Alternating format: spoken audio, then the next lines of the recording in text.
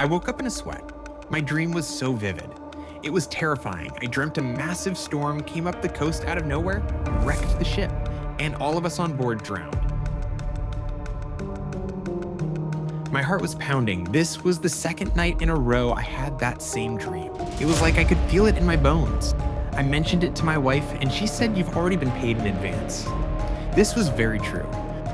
I went to see Captain Foss to return my pay and tell him I couldn't make it.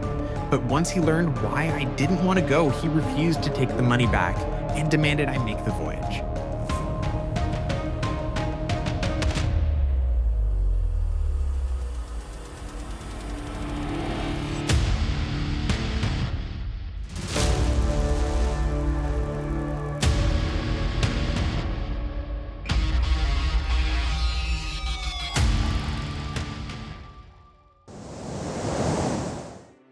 I can remember the day they left. It was midday, and normally there would be a joyful crowd to send them off and wish them well, but today there wasn't.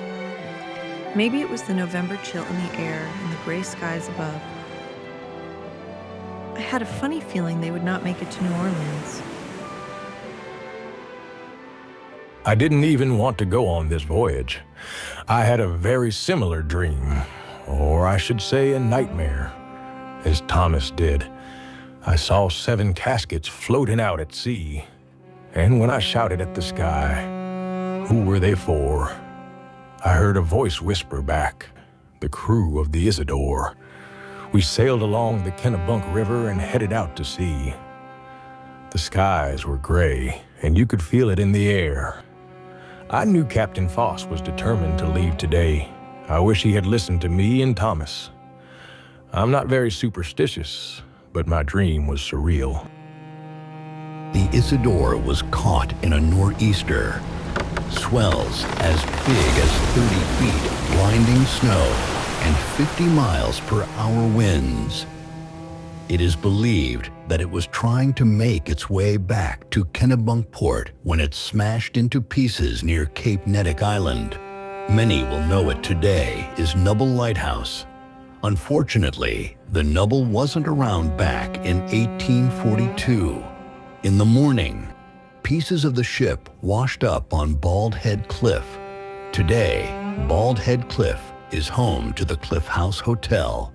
All 16 of the crew had drowned, and only 7 bodies were recovered. Were the dream's premonitions? The dream about 7 coffins and 7 bodies recovered is an eerie coincidence. Ghost ship sightings dating all the way back to the 1850s claim to see a phantom ship complete with crew, and still, to this day, many fishermen claim to see the ghost ship of the Isidore sailing adrift off southern Maine on cold and stormy nights. Could it be the Isidore,